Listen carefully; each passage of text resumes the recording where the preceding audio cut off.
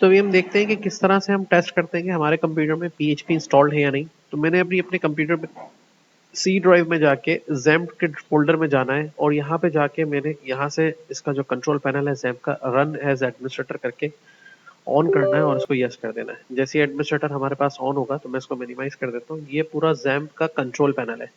इस control panel में हमें ये बता रहा है कि भाई देखो अभी आपके दोनों जो अपाची वेब सर्वर है और जो एसक्यूएल का डेटाबेस है दोनों ही ऑफ है। अब तक आपका कंप्यूटर एज अ क्लाइंट काम कर रहा था। जैसे ही मैं इन दोनों सर्विसेज को स्टार्ट कर दूंगा तो मेरा computer as a web server काम करने लग जाएगा, यानी कि अब now it's behave like a web server. अब भले इस कंट्रोल पैनल को मिनिमाइज कर दें और यहाँ से एक ब्राउजर खोल के टेस्ट कर लेंगे वाइदर ये वाकई एज अ वेब सर्वर काम कर रहा है या नहीं। तो उसके लिए आप यहाँ पे लिखेंगे लोकल होस्ट। लोकल होस्ट जैसे ही लोकल होस्ट लिखेंगे और लिखने के बाद यहाँ पे एंटर करेंगे, ये मेरा कोई दूसरा वेब पेज खुल गया। जैसे ही लोकल होस्ट लिख के एंटर करेंगे तो आप यहाँ देखेंगे कि ये इस तरह से लिखा हुआ आ जाएगा।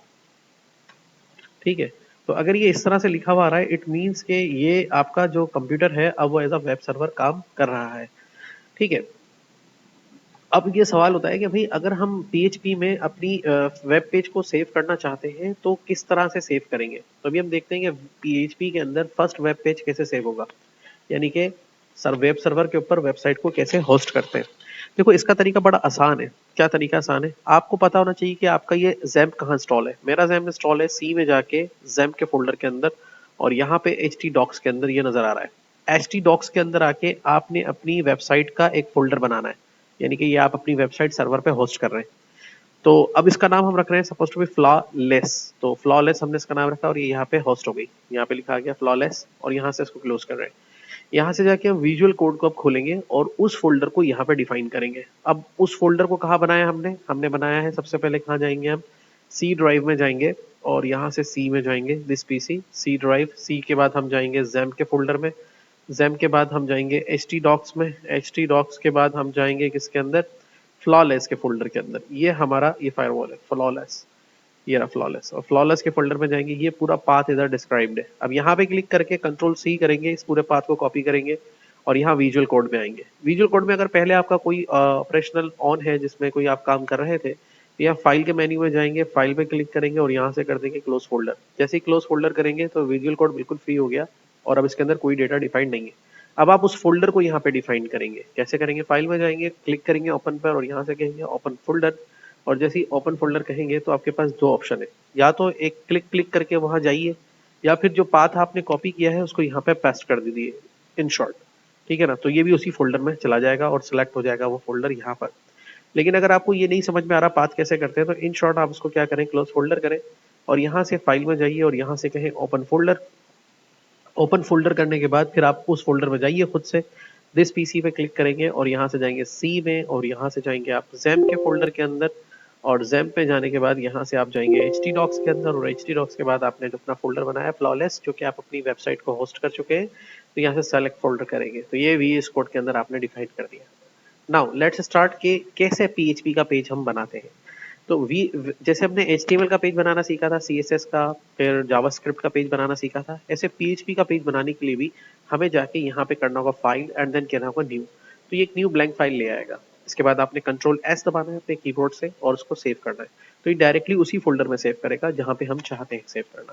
तो यहाँ पर हम इसका नाम रख रहे हैं। अब यहाँ पर आता है कि मकसद ये वेब सर्वर, मिसाल के तौर पर जब हम कोई वेबसाइट खोलते हैं www.universityofsin.com या thenews.com, तो उसमें वेब सर्वर कौन सा कैसे पता चलता है कि ये वाला पेज हमें देना है। तो वेब सर्वर के अंदर कुछ बेसिक कमांड्स होती हैं जो उसके पते होती हैं। वो ये है कि वेब सर्वर वेबसाइट के फोल्डर में जाता है, वहां पे कई सारे वेब पेजेस होते हैं, उसमें से वो सर्च करता है index.php को। इंडेक्स का जो पेज होता है ये वेब सर्वर की कमांड्स के अंदर लिखे हुए होते हैं कि जब भी किसी वेबसाइट को खोलने जाओ तो उसके फोल्डर में जाके इस पेज को सर्च करो। और वेब डिजाइनर भी इसी पेज को मेन पेज के तौर पे कंसीडर करते हैं, यानी कि वेबसाइट का फर्स्ट पेज जिससे आपका वेबसाइट ओपन हो जाता है। फिर बाद में जितने पेजेस बनाने हैं अबाउट, सर्विसेज, कॉन्टैक्ट, व्हाटएवर, उनको उनके साथ लिंक करते जाते हैं। तो यहाँ पर आपने फर्स्ट पेज बनाना है index.php। याद रखिएगा जैसे HTML का बनाते हुए क्या लिखते थे HTML, CSS में लिखते थे .css, जावास्क्रिप्ट में लिखते थे .js, ऐसे ही आपने इसमें लिखना है .php। जैसे लिखेंगे ये आपका एक वेब पेज सेव हो जाएगा और यहाँ पे लिखा आ जाएगा कि PHP का जो है ये मामला इस पे हो चुका है। अब यहाँ से इनको क्लोज कर देते हैं, बहुत सारी चीजें सर्विसेज अपडेट करने के लिए बोल रहा है, अभी हम इसको नहीं कर रहे हैं, कंट्रोल एस। अब PHP का जो कोड है वो HTML के साथ इम्बेड होके चलता है, मतलब HTML का कोड भी आप इस पे लिख सकते हैं और PHP का भी लिख सकते हैं और PHP के अंदर HTML का कोड भी आप लिख सकते हैं। लेकिन कैसे? देखिए बेसिकली हम वैसे वेब पेज शुरू करते थे बेसिक HTML का कोड, देखें आइए इसके ऊपर काम करने में, हालांकि .html नहीं है, PHP है, लेकिन इसके साथ काम करेगा। कंट्रोल एस करके सेव कर दें। यहाँ पे हम लिख रहे हैं क्लास 01 फर्स्ट PHP कोड, ये हमने लिख के सेव किया और ये वेब पेज हमारा सेव हो गया। लेकिन थोड़ा सा यहाँ पे प्रोसेस चेंज हो जाता है। HTML के पेज को हम डायरेक्टली जाके यहाँ पे डबल क्लिक करके ब्राउजर पे इस तरह से ओपन कर लेते हैं, लेकिन यहाँ पे ऐसा नहीं है। PHP का पेज डायरेक्टली डबल क्लिक करने पे या राइट बटन दबा के ओपन विद करने पर ब्राउजर पे नहीं खुलेगा, क्योंकि ये ऑपरेट हो रहा है सर्वर के ऊपर, वेब सर्वर के ऊपर, तो इसको खोलने का तरीका अलग है। जब भी वेब यानी कि कोई ऐसी वेबसाइट जो PHP पर बनी हुई है और वो आपके लोकल कंप्यूटर में होस्ट हुई हुई है, यानी कि सर्वर पर उसको एक्सेस करना है, तो उसका तरीका ये है कि आप पहले वेब ब्राउजर खोलें और अपना XAMPP स्टार्ट कर लें। ठीक है, वेब सर्वर ऑन है। अब यहां पे जाके आप लिखेंगे लोकल होस्ट, लोकल का मतलब होता है दिस कंप्यूटर स्लैश क्या नाम था हमारे फोल्डर का, फ्लॉलेस, और जैसे ही इंटर करेंगे तो ये ऑटोमेटिकली फ्लॉलेस फोल्डर के अंदर जो index.php का पेज होगा उसको ये पॉइंट आउट कर लेगा। अगर आप खुद से बताना चाहें तो भी बता सकते हैं, यहाँ पे स्लैश लगा के index.php, तो वो पेज को एक्सेस कर लेगा। अब मुझे कैसे पता कि मेरा पेज एक्सेस हो गया है? तो देखिए मैंने अपने वेब पेज के टाइटल पे क्या लिखा था और देखिए इस पेज के टाइटल पे क्या आ रहा है। सही है। अब हम आते हैं कि थोड़ा सा रिवीजन करते हैं कि HTML का CSS का कोड हम कैसे दिखा सकते हैं। भाई HTML का कोड तो दिखाना आसान है, देखिए यहाँ पे जाएंगे और आप चेक ट्राई करें। यहाँ पे हम यहाँ पे HTML का कोड लिखते हैं, तो यहाँ पे हमने एक डिव बनाया, डिव के अंदर हमने जाके कोई भी HTML का कोड लिख सकते हैं, और CSS का कोड लिखना चाहें तो यहाँ हेड सेक्शन में आके यहाँ पे जाके एक स्टाइल का टैग लगाएंगे और स्टाइल का टैग लगा के CSS का कोड लिख सकते हैं। सपोज टू बी इस डिव को रीडिफाइन कर देते हैं। इस डिव को रीडिफाइन कैसे करेंगे भाई, ये डिव को एज अ सिलेक्टर डिफाइन कर दें और इसकी विड्थ बता दें कितनी होनी चाहिए, हमने कहा 100% होनी चाहिए। ठीक है, और इसकी हाइट बता दें कितनी होनी चाहिए, हमने कहा 400 पिक्सल होनी चाहिए। इसकी बैकग्राउंड कलर बता दें कितना होना चाहिए, इसका हमने कहा बैकग्राउंड कलर जो है वो ग्रीन होना चाहिए। ठीक है, और इस पे फॉन्ट कैसा होना चाहिए, कलर इसका फॉन्ट का व्हाइट होना चाहिए। ठीक है, ये हमने बता दिया। तो अब देखिए वेब ब्राउजर पे जाके देखें ये सारी चीजें इस पे हो गई। सही, ये तो HTML का कोड है। ओके, और CSS का कोड है। तो देखिए यहाँ पर अब हम कुछ लिखते हैं। सपोज टू बी मैंने यहाँ पे लिखा कि यहाँ पर हमने लिखा H1 hello this is code. ठीक है, तो H1 में लिखा तो H1 का कोड यहाँ आ गया। अब यहाँ पे अगर हम जावास्क्रिप्ट का कोड लिखना चाहें तो कैसे लिखेंगे भाई, जावास्क्रिप्ट का कोड कहीं भी लिखना हो तो हम लगाते हैं स्क्रिप्ट का टैग। ठीक है, ठीक है, यहाँ पे हम लिखते हैं स्क्रिप्ट का टैग और स्क्रिप्ट के अंदर जावास्क्रिप्ट का टाइप करेंगे हम, उसका डॉक्यूमेंट डॉट राइट, कोई भी फंक्शन उसका लगाएंगे और उसके साथ हमें जो डेटा दिखाना है वो दिखा देंगे, हेलो दिस इज जावास्क्रिप्ट। ठीक है, ये देखिए और सेव कर दिया यहाँ पे, तो ये देखिए वो भी लिखा हुआ आ गया। अब इस पेज की हम खोलते हैं सोर्स। कैसे खोलते हैं, राइट बटन और यहाँ पे जाके हम कहेंगे व्यू सोर्स, यहाँ पे राइट बटन दबाया, कहाँ चला गया, राइट,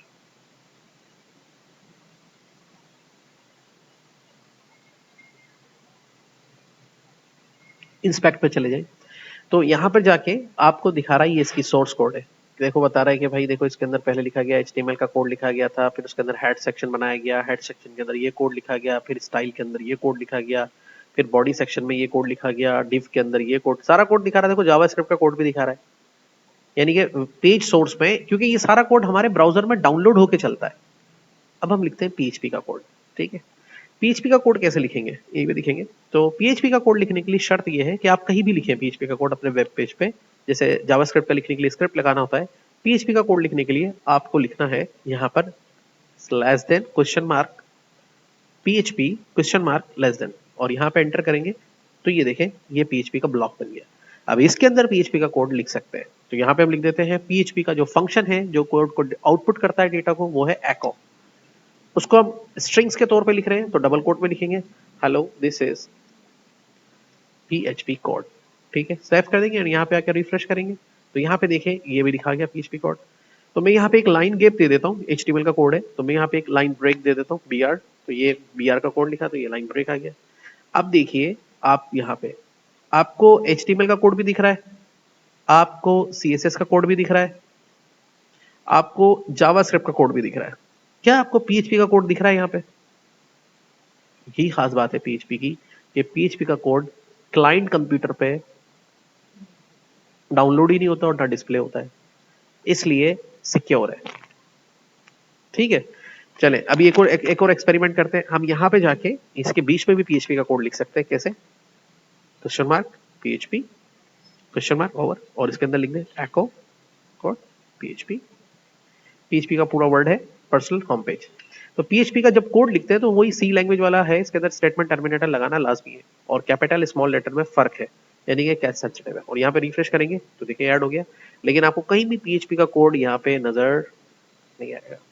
सो इस तरीके से आप PHP का कोड लिख सकते हैं और जितनी बार चाहे इस ब्लॉक को बनाएं और जहां चाहे लिख सकते हैं। आप PHP के कोड के साथ HTML का कोड कैसे इम्बैड करते हैं? अगर आप HTML का कोड भी इम्बैड करना चाह रहे हैं और यहाँ पे लिखना चाह रहे हैं, सपोज टू बी आपने लिखा PHP क्वेश्चन मार्क ओवर और HTML का कोड भी लिखना चाह रहे हैं, तो आप लिखा echo this HTML code embed with PHP। ठीक है, लिखा हमने, सेमीकोलन लगाया। अब कैसे करेंगे इम्बैड, देखिएगा यह कोड कहाँ नजर आ रहा है, ये इधर ही नजर आ रहा है। मैंने कहा इसके लिए एक ब्रेक दे दो, तो ये देखो लाइन ब्रेक मैंने यहाँ HTML का कोड लिखा है, PHP के अंदर लिख रहा हूं मैं, PHP के एको के डबल कोट्स के अंदर लिख रहा हूं, ये देखो काम करेगा। सही है। अब इसको मुझे सपोज टू बी एम्बेड को बोल्ड करना है, तो बी लगाया और बी को यहाँ पे ओवर कर दिया, तो ये देखिए यहाँ पे काम करेगा, बी आर हो गया।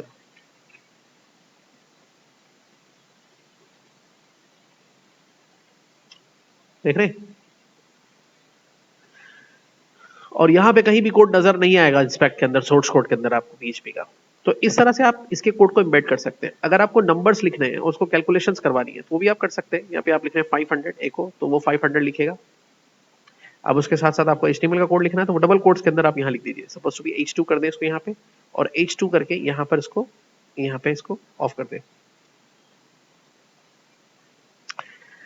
अच्छा, अब यहाँ पर ये डबल कोट्स मैंने 2 बार यूज कर लिया है, इसका सीन अच्छा तो ये मैं बताऊंगा आपको नेक्स्ट क्लास के अंदर। फिलहाल यहाँ पे H2 किया हमने और यहाँ पे स्टेटमेंट टर्मिनेटर को ऑफ कर दिया, फिर एको लगाया, फिर हमने यहाँ पे 500 लिखा और ये इस तरह से कर दिया, फिर एको कर दिया हमने इसको, फिर इसके अंदर H2 को यहाँ पे ब्लॉक कर दिया। ठीक है, और यहाँ पे इसको सेव कर दिया, यहाँ पे रिफ्रेश कर दें, ये देखिए। आप इसको ऐसे भी लिख सकते हैं और इसको एक से भी लिख सकते हैं। तो इस तरीके से PHP का कोड आपके वेब पेज पे रन होता है और उसको चलाते हैं। अब मैंने जैसे कहा था कि PHP का कोड जब तक सर्वर ऑन रहेगा तब तक चलेगा। अब सर्वर को ऑफ कर देते हैं। ये मैंने अपना कंट्रोल पैनल खोला, ये मैंने ऑफ कर दिया। सही है, ये मैंने पेज को रिफ्रेश किया, पेज वैनिश हो गया। सही, और दोबारा से मैंने अपने सर्वर को ऑन किया और यहां से जाके मैंने क्लिक किया और एंटर कर दिया, दोबारा एक्सेसिबल हो गया। ठीक है, समझ में आ गया ये?